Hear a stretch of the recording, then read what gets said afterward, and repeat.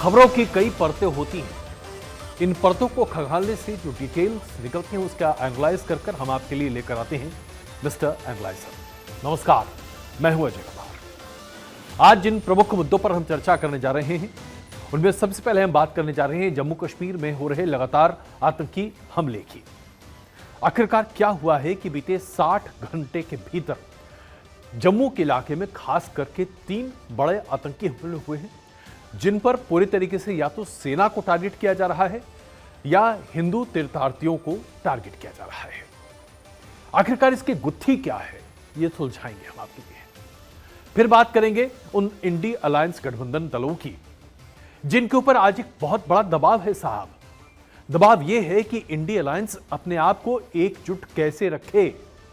NDA के बारे में तो दुनिया चर्चा कर रही है, हर तरह की बातें निकल रही हैं, लेकिन क्या इंडी अलायंस एक साथ है? सवाल है कि नहीं। कैसे और उसका परिणाम क्या है, आपके सामने बताएंगे। फिर बात करेंगे दिल्ली के पानी की। ऐसा लग रहा है कि त्राहिमाम त्राहिमाम करती जनता के लिए आज आम आदमी पार्टी की सरकार न सिर्फ भ्रष्टाचार बल्कि उस मामले पर आकर खड़ी हो गई है जहां से आम आदमी पार्टी ने अपनी राजनीति शुरू की थी, टैंकर पॉलिटिक्स। पानी का टैंकर आज ब्लैक में जिस तरीके से पूरे दिल्ली में बिक रहा है, सुप्रीम कोर्ट ने दिल्ली सरकार की बखिया उधेड़ दी उस पर। सुप्रीम कोर्ट ने क्या कहा और उसके साथ साथ दिल्ली सरकार किस तरीके से अपनी जनता के साथ धोखा कर रही है, यह हम आपको बताएंगे। और फिर एक ऐसा मुद्दा आपका सामने रखेंगे जिसे देखकर आप भी हैरत में आ जाएंगे। ब्रिटेन में भारतीय मूल के तमाम निवासियों ने एक अपना खुद का मैनिफेस्टो तैयार किया है और वहां 4 जुलाई को जो मतदान होने हैं उसके लिए हिंदुओं ने अपना एक मैनिफेस्टो सामने रखा है सभी राजनीतिक दलों के लिए। उनकी मांगे हैं कि हिंदू धर्म को अपमानित न किया जाए, देवी देवताओं को उचित स्थान दिया जाए, मुसलमान आगे बढ़कर मंदिरों और हिंदू देव देवस्थान को नष्ट ना करें, और जो राजनीतिक दल इन मांगों को मांगेगा उन्हीं राजनीतिक दलों को ब्रिटेन में रह रहे हिंदू समुदाय का समर्थन मिलेगा। इतिहास में पहला मौका है साहब, इसकी बारीकियां आपको समझाएंगे। सबसे पहले बात करते हैं जम्मू कश्मीर की। 9 तारीख को जहां पूरा देश जश्न मना रहा था, एक नए कैबिनेट के स्वेरिंग इन सेरेमनी को हम राष्ट्रपति भवन पर देख रहे थे। प्रधानमंत्री नरेंद्र मोदी एनडीए सरकार के साथ तीसरी बार देश के प्रधानमंत्री के तौर पर शपथ ले रहे थे। वहीं दूसरी तरफ पाकिस्तान से आए आतंकवादी, उनके प्रायोजित आतंकवादियों ने तीर्थयात्रियों से भरी बस पर 1-2 नहीं बल्कि 30 से ज्यादा राउंड्स की गोलीबारी की। ड्राइवर ने बस को बचाने के लिए उसे खाई में ले जाने की कोशिश की। ड्राइवर को गोली लग चुकी थी। वहां पर कई ऐसे लोग पाए गए जिन्होंने अपने आप को मृत दिखाने की कोशिश की ताकि आतंकवादी उन्हें गोलियों से छलनी न कर सके। इस हादसे में पूरे जम्मू कश्मीर ही नहीं बल्कि पूरे देश को चौंका कर रख दिया। आइए इसके बाद आपको एक और तस्वीर दिखाते हैं। ये दोनों ताजा तस्वीरें हैं जम्मू कश्मीर के, वहां के ताजा हालात को आपके लिए बयां करते हैं। जैसे कि अभी हम आपके सामने दिखाने जा रहे हैं कि आने वाले 60 घंटों में किस तरीके से वहां की चीजें बदली हैं। हमने आपको 9 जून की तस्वीरें दिखाई जहां शाम 6:15 पर जम्मू के रियासी में बहुत बड़ा हमला हुआ। शिवखेड़ी से कटरा जा रही श्रद्धालुओं की बस पर फायरिंग हुई और 9 श्रद्धालुओं की मृत्यु हो गई, 41 घायल हैं। आतंकवादियों के स्केच जारी किए गए हैं, उनके नाम पर 20 लाख का इनाम रखा गया है। 200 से ज्यादा लोगों को हिरासत में लेकर पूछताछ हो रही है, सर्च ऑपरेशन चल रहा है। इसी बीच 11 जून को रात 8 बजे जम्मू के कठुआ में पाकिस्तान के बॉर्डर के सीमा पर हीरानगर में 2 आतंकवादियों ने वहां पर गांव के लोगों के घरों के दरवाजे खटखटाए और पानी मांगा। लोगों को शक हुआ, आतंकवादियों ने उसके बाद फायरिंग की। एक शख्स घायल है। डीआईजी और एसएसपी पहुंचे तो आतंकवादियों ने उनकी गाड़ी पर फायरिंग कर दी, ग्रेनेड फेंका और इस बीच में एक आतंकवादी मारा गया, दूसरा फरार है और उसको भी देखने की कोशिश की जा रही है। तीसरे हमले की बात करते हैं जो कि अब से महज कुछ घंटों पहले हुई है साहब। 11 जून की रात को आज सुबह 1 से 2 बजे के बीच में जम्मू के डोडा में आतंकवादियों ने भद्रवाहा पठानकोट राजमार्ग पर 4 राष्ट्रीय राइफल्स की पुलिस की ज्वाइंट चेकपोस्ट पर फायरिंग की। 5 जवान और 1 स्पेशल ऑफिसर इस हमले में घायल हुए हैं। हमले की जिम्मेदारी आतंकवादी संगठन कश्मीरी टाइगर्स ने लिया है। यह संगठन अपने आप पैदा हुआ है। कहते हैं कि तथाकथित तौर पर स्थानीय संगठन है, लेकिन हम सब जानते हैं कि यहां पर क्या स्थिति है। ये सब पाकिस्तान के टट्टू हैं जो कि हिंदुस्तान में आतंकवादी हमले करते हैं। सोचने वाली बात यहां पर अब यह है जरा साहब, हमने आपको 3 दिन का खाका प्रस्तुत किया, 9, 10 और 11 की देर रात 3 हमले हुए हैं साहब। और इस बीच में प्रधानमंत्री नरेंद्र मोदी को पाकिस्तान के प्रधानमंत्री शहबाज शरीफ बधाई का संदेश देते हैं, भारतीय लोकतंत्र की सराहना करते हैं और अच्छे संबंधों को बनाए रखने की दुआई देते हैं। और उसके ठीक पहले शहबाज शरीफ के बड़े भाई नवाज शरीफ, उन्होंने भारत के साथ संबंधों को बेहतर करने की जबरदस्त पैरोकारी की है साहब। यहां तक कह डाला 3 हफ्ते पहले कि लाहौर बस यात्रा लेकर पूर्व प्रधानमंत्री अटल बिहारी वाजपेयी पाकिस्तान जब पहुंचे थे, उस वक्त कारगिल का हादसा कर पाकिस्तान ने भारत के पीठ में खंजर भोंका था। अब जरा आप सोचिए, ये कैसा मुल्क है साहब, कैसा मुल्क है ये, कितना दोहरापन है इस मुल्क में, जहां एक तरफ ये संबंध सुधारने की बात कर रहा है, वहीं दूसरी तरफ निर्दोष प्राणियों को, निर्दोष भारतीयों को गोलियों से छल्ली करवा रहा है, ये कहते हुए कि आतंकवाद है और ये स्थानीय आतंकवाद है। जाहिर सी बात है, भारत ने अभी तक बहुत ही संयमित तरीके से इस पूरे मामले पर पाकिस्तान की तरफ अपना रुख रखा है। लेकिन ये जो आतंकवादी गतिविधियां हैं, इसको आप सिर्फ ऐसे मत देखिए, इस नजरिए से भी देखिए कि पाकिस्तान के प्रधानमंत्री शहबाज शरीफ अभी चीन की 4 दिनों की यात्रा से वापस लौटे हैं। कई तरह के समझौते उन्होंने किए हैं, जहां पर पाकिस्तान की चरमराती अर्थव्यवस्था को बचाने के लिए चीन के सामने कटोरा लेकर पहुंचे हैं, क्योंकि दुनिया में कहीं से भी कोई मदद नहीं मिल रही है पाकिस्तान को। इस बार तो IMF से भी पाकिस्तान को मदद मिलने की गुंजाइश न के बराबर होती हुई दिखाई दे रही है। गौर करने वाली बात यह है कि अपनी इस यात्रा के दौरान पाकिस्तान के प्रधानमंत्री शहबाज शरीफ ने चीन में क्या क्या समझौते किए हैं। पाकिस्तान अधिकृत कश्मीर में जो काराकोरम हाईवे है, उसके आसपास तमाम चीनी प्रोजेक्ट्स के आसपास के तमाम इलाकों की पूरे तरीके से कंट्रोल चीन की सरकार के हाथ में है।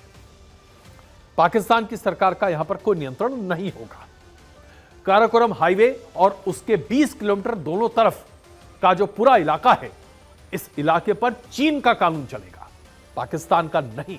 यानी कि एक तरह से पाकिस्तान अधिकृत कश्मीर के एक बहुत बड़े हिस्सों को पाकिस्तान के प्रधानमंत्री ने चीन को गिफ्ट कर दिया है। जाहिर सी बात है, इसी के बाद आप बड़े पैमाने पर अब देख रहे हैं हादसे। सवाल यह उठता है, जो सवाल हम आज जनहित में सरकार के सामने रखना चाहते हैं। प्रधानमंत्री नरेंद्र मोदी की सरकार एक ऐसी सरकार है जिसने डंके की चोट पर कहा कि हम घर में घुस कर मारते हैं। जिस तरह से आतंकी हमले हो रहे हैं, क्या पाकिस्तान को एक बार फिर सबक सिखाने का वक्त आ गया है? यह सवाल है साहब। और यह सिर्फ विदेश नीति का सवाल नहीं है, यह सवाल आज हर भारतीय के जहन में कौंध रहा है। जो उपलब्धियां हमने 2019 के बाद धारा 370 के निष्क्रिय किए जाने के बाद हासिल की हैं, वो उपलब्धियां अब हमारे हाथ से फिसल रही हैं। चेतने का वक्त आ गया है। और ये इसलिए भी महत्वपूर्ण है क्योंकि एक बहुत बड़ा चैलेंज है हमारे सामने। अमरनाथ यात्रा शुरू होने वाली है। उसके पहले इस तरह के आतंकी हमले ये बताते हैं कि अमरनाथ यात्रा पर भी आतंकियों की नजर होगी। उसे शांतिपूर्ण तरीके से करा पाना भारत सरकार के लिए और जम्मू कश्मीर की सरकार के लिए चुनौती है। दूसरा बड़ा चैलेंज क्या है?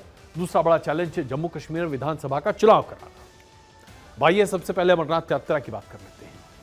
29 जून से अमरनाथ यात्रा शुरू हो रही है, जो कि 19 अगस्त तक चलेगी। यात्रियों को सुरक्षा देने के लिए यहां पर कई तरह के चैलेंजेस हैं।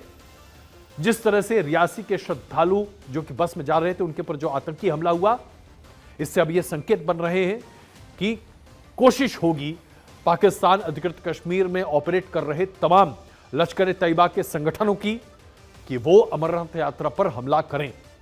मैं ऐसा क्यों कह रहा हूं साहब? साल 2000 में अमरनाथ यात्रियों पर 2 बार सबसे बड़े हमले हुए, 34 श्रद्धालु मारे गए थे साहब। 2001 के हमले में 12 श्रद्धालुओं की मृत्यु हुई थी। 2002 में 9 यात्रियों की मृत्यु हुई थी।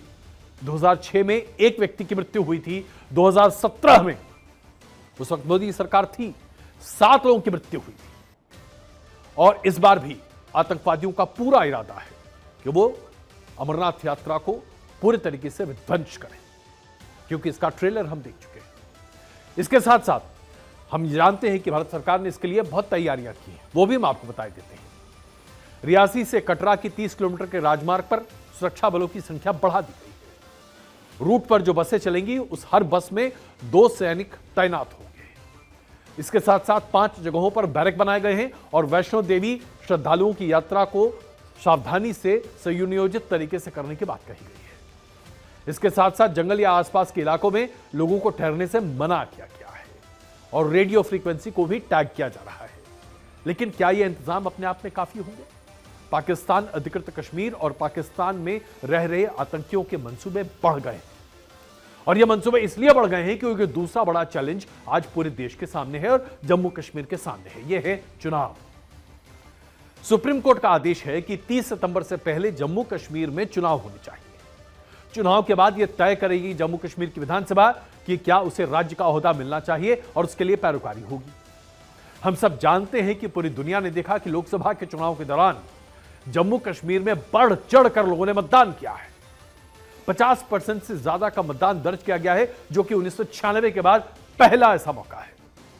जाहिर सी बात है, पूरी दुनिया ने माना कि जम्मू कश्मीर में लोकतंत्र बहाली हुई है। लेकिन पाकिस्तान इसे कैसे बचा सकता है? चीन इसे कैसे बचा सकता है? क्योंकि चीन ने अपनी सेनाओं को लद्दाख पर लगा रखा है।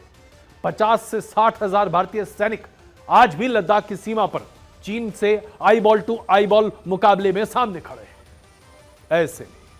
ऐसे में सवाल यह उठता है कि क्या पाकिस्तान चुप बैठेगा? बिल्कुल नहीं साहब।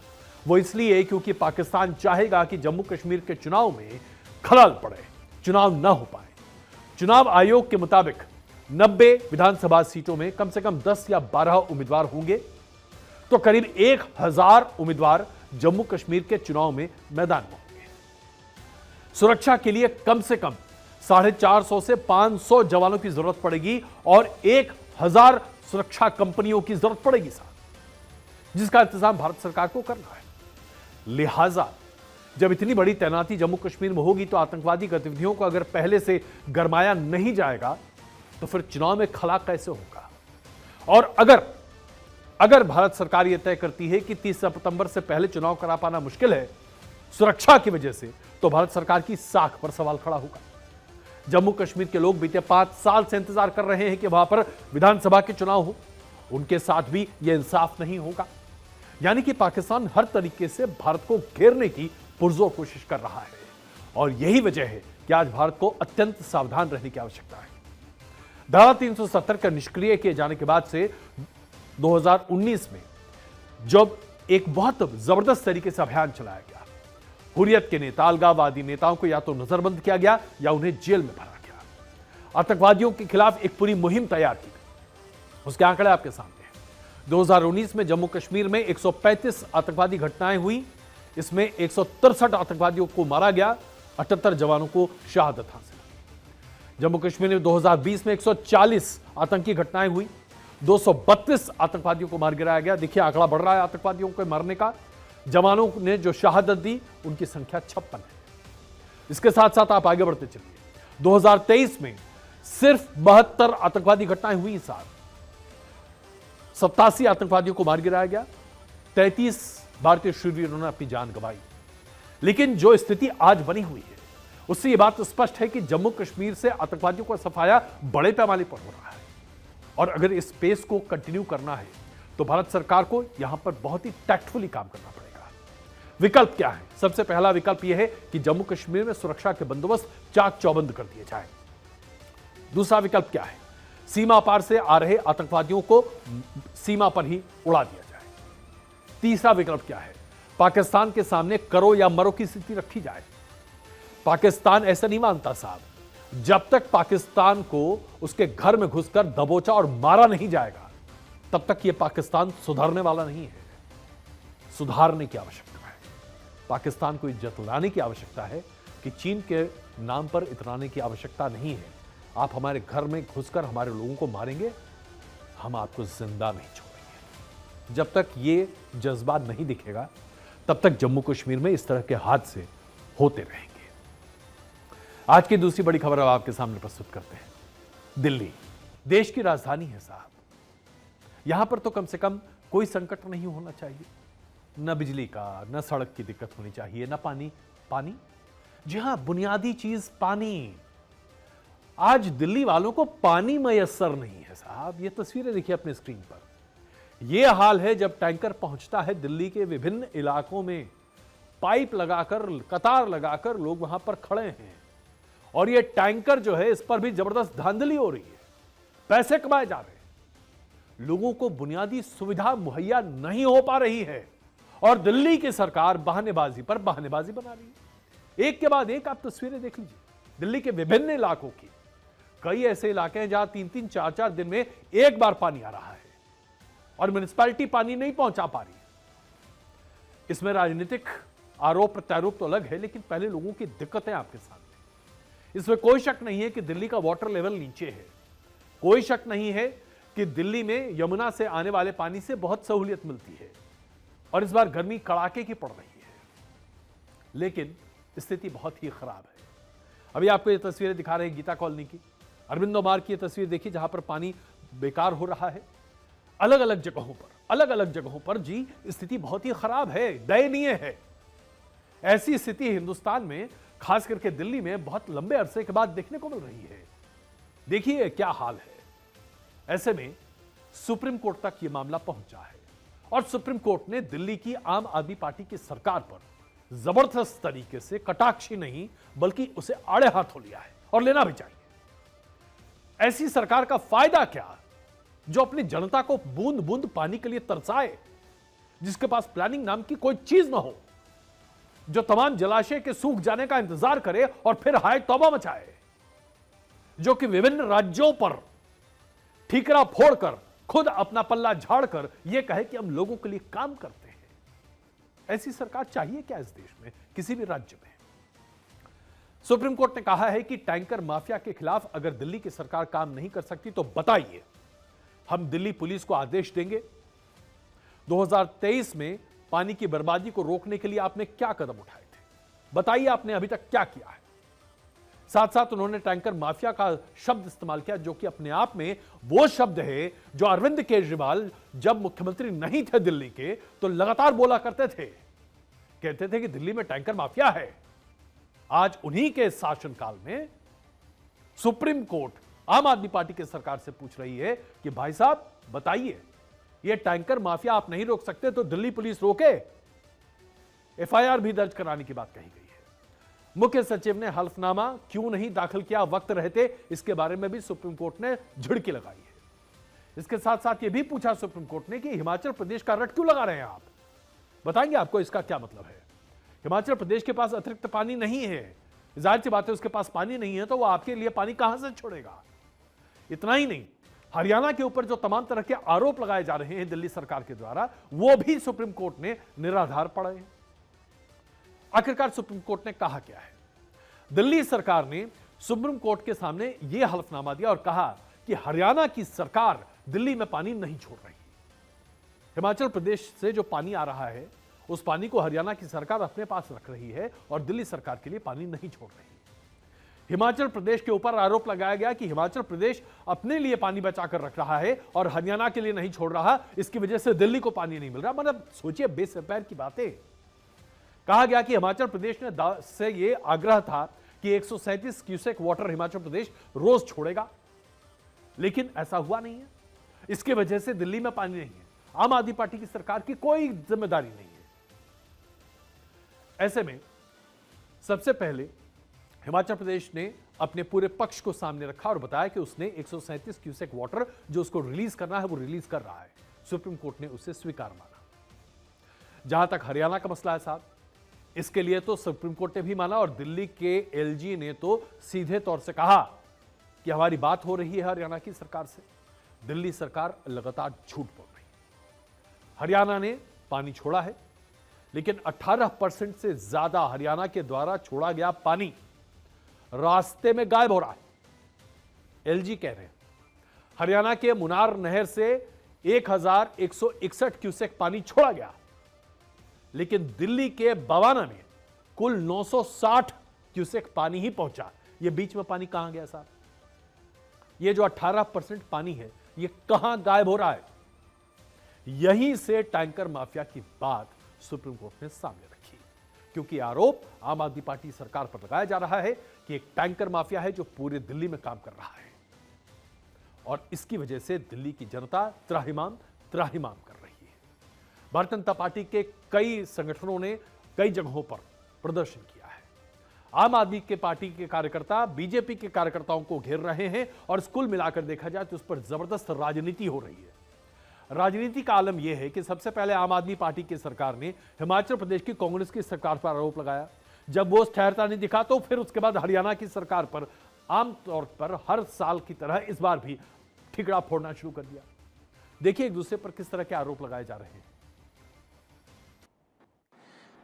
हम हरियाणा की भारतीय जनता पार्टी सरकार से सिर्फ ये कह रहे थे कि हिमाचल प्रदेश जो पानी अपना दिल्ली को देना चाहता है, आप कम से कम वो पानी तो हमें लेने दीजिए। और हरियाणा की बदमाशी ये थी कि हरियाणा की भारतीय जनता पार्टी की सरकार कहती थी नहीं, हम आपको पानी के लिए रास्ता भी नहीं देंगे। सुप्रीम कोर्ट ने साफ कहा कि पानी की सप्लाई में कोई समस्या नहीं है, पानी तो आ रहा है, पर यह पानी जा कहाँ रहा है? वाटर टैंकर माफिया के पास पानी कैसे आ रहा है? इतना पानी लीक कैसे हो रहा है? और इसका कारण यह है कि दिल्ली जल बोर्ड और आम आदमी पार्टी भ्रष्टाचार का अड्डा है। एक बात यहां पर तो माननी पड़ेगी साहब, आम आदमी पार्टी के तमाम नेता और खुद अरविंद केजरीवाल टेफलॉन कोटिंग के साथ पैदा हुए हैं साहब। इन पर किसी तरह के कोई आरोप नहीं टिकते, इनके ऊपर कोई जिम्मेदारी ही नहीं है साहब। प्रदूषण दिल्ली में बढ़ता है, उसकी जिम्मेदारी पराली जो कि पंजाब में जलाई जा रही है, पराली जो कि हरियाणा में जलाई जा रही है, पराली जो कि उत्तर प्रदेश में जलाई जा रही है। अरे भाई, दिल्ली की सरकार का कोई कुछ जिम्मेदारी बनती है कि नहीं बनती? जब आप पानी की बात करें तो हरियाणा पानी नहीं छोड़ रहा है, इस साल तो हिमाचल प्रदेश को भी लपेट लिया। भाई आप चाहते क्या है? आपके पास कहीं कोई नीति क्यों नहीं होती? यमुना के सौंदर्यीकरण के लिए आप इतने पैसे खर्च करने की बात कर रहे थे, यमुना में घाट तो छोड़ दीजिए, पानी है ही नहीं। इसके लिए कौन जिम्मेदार है? अरविंद केजरीवाल साहब, जेल में बैठकर मुख्यमंत्री हैं आप और आपकी सरकार है जिसकी वजह से जनता त्राहिमाम कर रही है। यह वही सरकार है जिसको आपने बनवाया जब कांग्रेस की सरकार थी, तो आप चिल्लाया करते थे कि दिल्ली में टैंकर माफिया है, पानी टैंकर के हिसाब से बिकता है 1500 रुपए प्रति टैंकर, जिसमें से 700 रुपए चोरी होता है। आज सुप्रीम कोर्ट आम आदमी पार्टी की सरकार से कह रही है कि टैंकर माफिया के खिलाफ अगर आप कार्रवाई नहीं कर सकते हैं तो बताइए, हम दिल्ली पुलिस को कहें। यानी कि वही टैंकर माफिया आप भी चला रहे हैं, और अगर आप नहीं चला रहे हैं तो जरा बताइए कि यह टैंकर माफिया कहां से आया। कुल मिलाकर देखा जाए तो आज जो दिल्ली की स्थिति है उसके लिए पूरे तरीके से दिल्ली की सरकार जिम्मेदार है। इसमें कोई शक नहीं है कि इस बार दिल्ली में प्रचंड गर्मी पड़ रही है, लेकिन दिल्ली में जो पानी की कमी है उसके लिए दिल्ली में कई बावड़ियां हैं, उनके रेस्टोरेशन की बात आज तक आम आदमी पार्टी ने सामने नहीं रखी। जिस तरीके से पानी के कंजर्वेशन की बात आती है, वाटर कंजर्वेशन को लेकर दिल्ली सरकार फिसड्डी साबित हुई है। पानी की दिक्कतों को लेकर यमुना के प्रदूषण को दूर करने की बातें आम आदमी पार्टी की सरकार फिसड्डी साबित हुई है। वाटर लेवल जो कि आज दिल्ली में तकरीबन 300 फीट नीचे जा चुका है, इसके लिए जिम्मेदारी दिल्ली सरकार की है, आम आदमी पार्टी की सरकार। कुल मिलाकर अगर आप देखें तो दिल्ली की आबादी को तकरीबन 130 करोड़ गैलन पानी चाहिए, जबकि दिल्ली में 96 करोड़ पानी ही मिल पा रहा है, गैलन पानी। यानी कि 32 करोड़ गैलन पानी का अभाव प्रतिदिन दिल्ली में है। यही वजह है कि यहां पर एक बहुत बड़ा माफिया काम कर रहा है, वो माफिया जो कि 2200 से लेकर 2500 रुपए प्रति टैंकर चार्ज करता है ताकि लोग यहां पर पानी ले सकें। तो कुल मिलाकर एक बात तो यह कही जा सकती है कि सपने दिखाने में आम आदमी पार्टी सबसे आगे है। हम दिल्ली की तस्वीर बदल देंगे, यमुना का कायाकल्प कर देंगे, दिल्ली वालों को पानी की कमी नहीं होगी, 20,000 लीटर प्रति वर्ष दिल्ली वालों को पानी मुफ्त में दिया जाएगा। साहब पानी है ही नहीं तो आप देंगे क्या? आप जनता को पानी नहीं दे सकते, वाटर की प्लानिंग आपके पास नहीं है, 15 साल से सरकार आपकी है। चाहते क्या है आप? लोग इसी तरीके से बूंद बूंद पानी के लिए तरसे। सुप्रीम कोर्ट ने आज जो बातें कही वो दीगर है और आम आदमी पार्टी की राजनीति को हम सबके सामने एक्सपोज कर दी है। पूरे देश में 4 जून के बाद से इस बात को लेकर तो बहुत चर्चा हो रही है साहब कि एनडीए अलायंस एक साथ रहेगा, क्या होगा क्या नहीं होगा। लेकिन क्या इस बात पर कोई विचार भी कर रहा है कि इंडिया गठबंधन का क्या होने जा रहा है साहब? जो स्थितियां बनती दिखाई दे रही हैं, ऑल इज नॉट वेल, बहुत बुरी हालत है साहब। इंडिया अलायंस तो ऐसा लगता है कि संसद भवन में पहुंचने से पहले ही चरमराता हुआ दिखाई दे रहा है। और वो क्यों कह रहा हूं मैं आपके सामने? ये कोई खुशी की बात नहीं है, दुख है कि विपक्ष की पार्टियां जो कि 2024 के लोकसभा के चुनाव के लिए एकजुट हुई, वो चुनाव खत्म होने के साथ ही बिखराव के रास्ते पर चल निकली हैं। और ये बहुत ही मुमकिन था क्योंकि ये दिख रहा था, ये अलायंस ऑफ कन्वीनियंस था। और इस अलायंस ऑफ कन्वीनियंस की दरारें चुनाव के पहले भी थी और अब चुनाव के बाद तो मुखर तरीके से दिखाई दे रही हैं। मसलन दिल्ली की बात करते हैं। आम आदमी पार्टी ने स्पष्ट कर दिया है कि वो दिल्ली में कांग्रेस के साथ मिलकर चुनाव नहीं लड़ेगा, यानी कि त्रिकोणीय मुकाबला होगा। महाराष्ट्र में एमएलसी का चुनाव हुआ, उसको लेकर शिवसेना उद्धव ठाकरे ने पहले ही अपने उम्मीदवारों को घोषित कर दिया। विवाद हुआ तो कांग्रेस को जगह दी गई। हरियाणा में आम आदमी पार्टी ने साफ कह दिया कि भाई साहब कांग्रेस वाले जय हिंद नमस्ते, पहले साथ थे अब नहीं है। यानी कि स्थिति खराब होती दिखाई दे रही है। बिहार में भी कुछ ऐसी स्थिति है। आइए बात करते हैं सबसे पहले महाराष्ट्र की, क्योंकि यहां पर सबसे ताजा अनुभव है। लोकसभा के चुनाव में इंडिया ब्लॉक ने जबरदस्त प्रदर्शन यहां पर किया। हमने देखा किस तरीके से एनडीए के मुकाबले महाविकास अघाड़ी के पास ज्यादा से ज्यादा सीटें आई। लेकिन अब विघटन शुरू हो चुका है। महाराष्ट्र में विधान परिषद की 4 सीटों पर चुनाव होना है। 4 विधानसभा परिषद की सीटों के लिए मतदान 26 जून को है। उद्धव ठाकरे की ने अपनी जो शिवसेना है उनके सहयोगियों यानी कि महाविकास अघाड़ी के सहयोगियों के साथ बात किए बगैर सभी 4 सीटों पर अपने उम्मीदवार घोषित कर दिए। किसी से बात नहीं की, ना नेशनल एनसीपी से बात की शरद पवार से, ना ही कांग्रेस से बातचीत की। जब यह मामला सामने निकला, कांग्रेस ने नाराजगी जताई तो फिर महाराष्ट्र कांग्रेस के अध्यक्ष नाना पटोले ने साफ कहा कि उद्धव ठाकरे ने गठबंधन के सहयोगियों से सलाह किए बगैर उम्मीदवारों का नाम ऐलान कर दिया है। उद्धव ठाकरे को कोंकण स्नातक और नासिक शिक्षक उम्मीदवारों के नाम को वापस लेना चाहिए। कांग्रेस की नाराजगी जब सामने निकल कर आई तो उद्धव ठाकरे की शिवसेना ने थोड़ा सा अपना पैर पीछे किया और कोंकण स्नातक निर्वाचन क्षेत्र से अपने उम्मीदवार की नाम को वापस ले लिया। इसकी जरूरत क्यों पड़ती अगर कोऑर्डिनेशन पहले से होता तो? उद्धव ठाकरे से बात करने की महाराष्ट्र कांग्रेस अध्यक्ष नाना पटोले की कोशिशें अभी तक नाकाम है साहब। उद्धव ठाकरे ने एहसान जताते हुए आखिरकार कांग्रेस के लिए कोंकण की सीटें छोड़ी हैं। कांग्रेस 2 सीट मांग रही थी, शिवसेना उद्धव ठाकरे ने उन्हें 1 सीट दी है और कांग्रेस ने चुपचाप इसे स्वीकार कर लिया है। यानी कि शिवसेना उद्धव ठाकरे यह मानती है कि उसका स्ट्राइक रेट पहले के मुकाबले कहीं बेहतर है, लिहाजा कांग्रेस वहां पर बड़े पार्टनर की भूमिका में होते हुए भी कॉम्प्रोमाइज पार्टनर की तरह काम करे, अन्यथा गठबंधन गया थैंक यू। कुछ यही हाल आगे भी होता हुआ दिखाई दे रहा है और वो इसलिए क्योंकि लोकसभा के चुनावों को लेकर जो वहां पर परिस्थितियां बन रही थी उसमें एनसीपी शरद पवार गुट के लिए भी अब बहुत मुश्किलें आ रही हैं कांग्रेस के साथ तालमेल बिठाने में। यानी कि महाराष्ट्र में धड़ धड़ धड़ मामला गड़बड़। दिल्ली में आम आदमी पार्टी ने स्पष्ट तौर से कहा कि कांग्रेस के साथ जो तालमेल था वो सिर्फ लोकसभा चुनाव के लिए था। राज्य में हम अपना चुनाव खुद लड़ेंगे।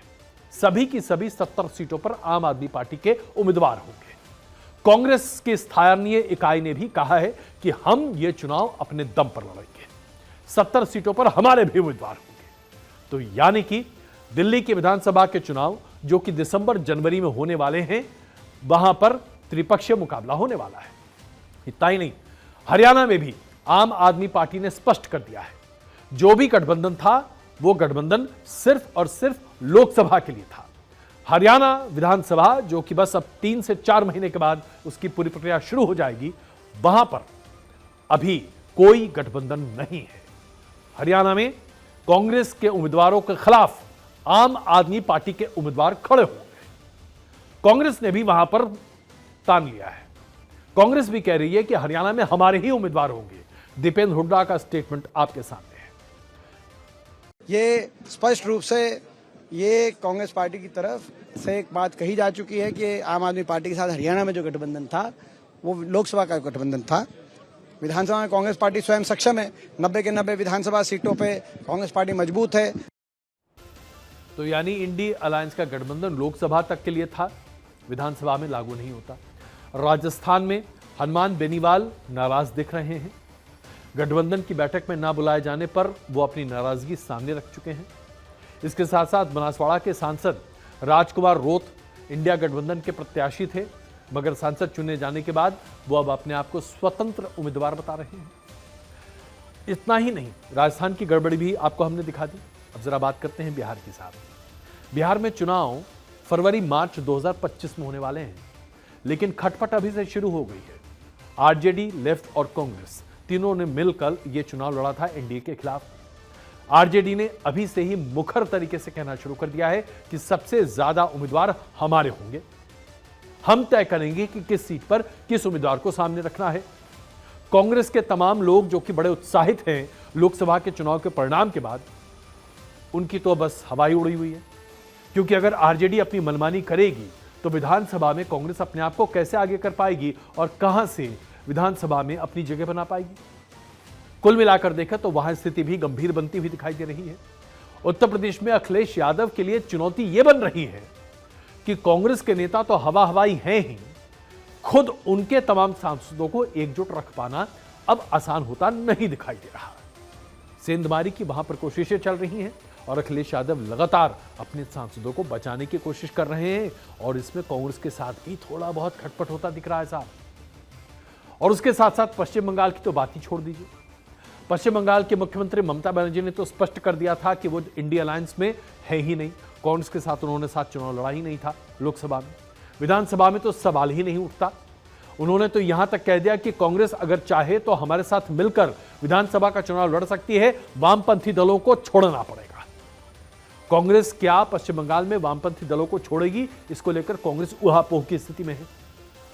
अब यहां पे हालात ये बन रहे हैं कि तृणमूल कांग्रेस ये दावा कर रही है कि भारतीय जनता पार्टी के 4 सांसदों को तोड़ने जा रही है। तृणमूल कांग्रेस का दावा है। कई उनके नेता ट्विटर पर इस तरह की बातें, एक्स पर ये बातें लिख चुके हैं। और ये 4 सांसद अगर तृणमूल कांग्रेस के पास पहुंच गए, जैसा कि उनका दावा है, तो उनका यह भी मानना है कि हम कांग्रेस की जरूरत ही नहीं पड़ेगी बंगाल में। तो यानी कि कुल मिलाकर अगर आप देखें तो आज इंडी अलायंस की स्थिति अपने आप में बहुत ही खतरनाक मोड़ पर है। अभी तो संसद का पहला सत्र शुरू नहीं हुआ है, सांसदों ने शपथ तक नहीं ली है, और उसके पहले स्थिति यह बनती दिखाई दे रही है कि इंडी अलायंस विघटन के रास्ते पर है। तो एनडीए के बारे में जो फिक्र किया जा रहा है उससे थोड़ा सा अलग हटते हुए इंडी अलायंस पर अगर विपक्षी दल ध्यान दे दें तो शायद देश को एक मजबूत और कारगर विपक्ष मिले, अन्यथा ये चाहत भी जाती रहेगी। आखिरी स्टोरी आपके सामने रखते हैं जो कि ब्रिटेन में भारतीय मूल के लोगों से संबंधित है। 4 जुलाई को ब्रिटेन में आम चुनाव होने हैं, लेकिन ब्रिटेन में हिंदुओं ने एक अपना चार्टर रखा है डिमांड्स का, चार्टर ऑफ डिमांड्स। हिंदुओं ने अपना मैनिफेस्टो जारी किया है, 32 पेज का ये मैनिफेस्टो है साहब, और कहा गया है कि जो भी हिंदुओं का समर्थन लेना चाहता है उसे इस मैनिफेस्टो को मानना पड़ेगा। ब्रिटेन में 10 लाख से भी ज्यादा हिंदू रहते हैं, भारतीय मूल के लोग हैं, और चुनावों में इनकी अहम भूमिका होती है।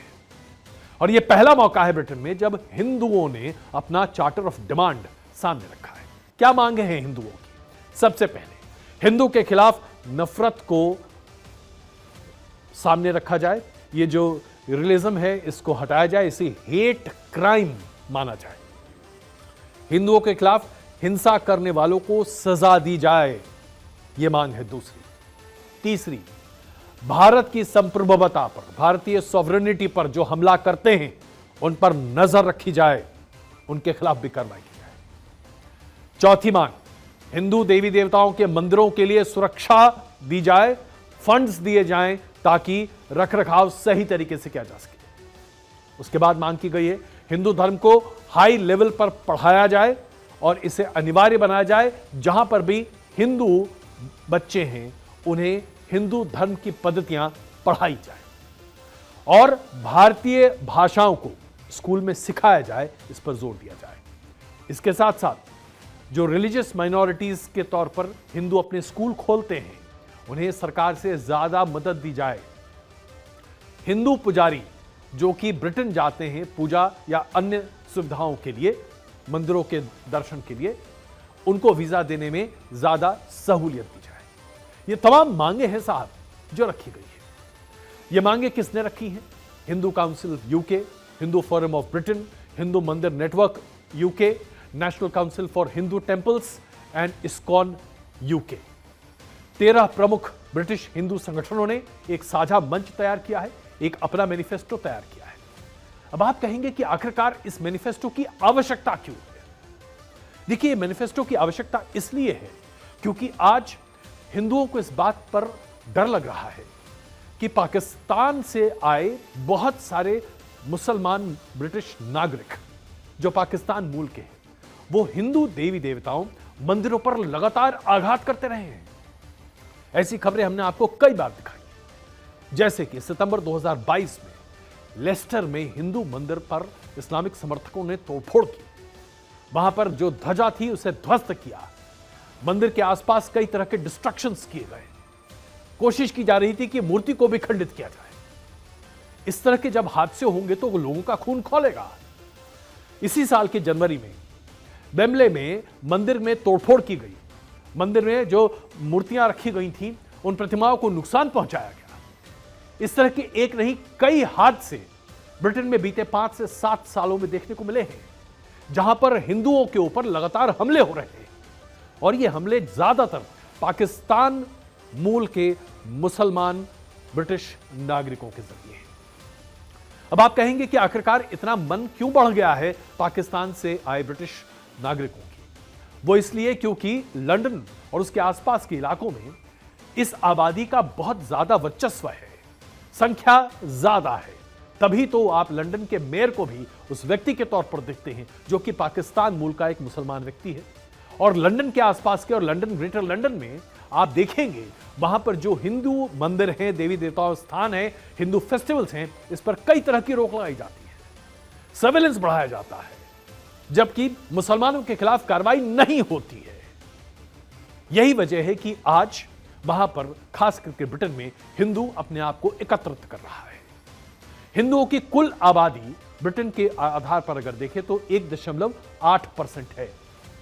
ब्रिटेन में 2011 में 1.5% हिंदू थे, आज 1.8% हिंदू है। जो ये पूरा एक संगठन तैयार हुआ है ये इसलिए क्योंकि जहां पूरी दुनिया भर में आप इस्लामोफोबिया को बड़े पैमाने पर देख रहे हैं, वहां हिंदुओं ने इस बात को पाया कि उन्हें असंगठित देखते हुए पाकिस्तान से आए मुसलमान, पाकिस्तान मूल के मुसलमान जो कि यूके में बहुत बड़ी संख्या में अब आकर रहने लगे हैं, वो खास करके भारतीयों पर और हिंदुओं पर बड़े हमले करते हैं। उनका संगठित गिरोह है, कई तरह की गैर कानूनी गतिविधियों में पाकिस्तान के नागरिक या पाकिस्तान मूल के लोग शामिल हैं, जबकि भारतीयों का ऐसा कोई इतिहास आप ब्रिटेन में नहीं पाएंगे। यही वजह है कि आज भारतीय मूल के हिंदुओं ने अपने आप को ब्रिटेन में एकत्रित किया है।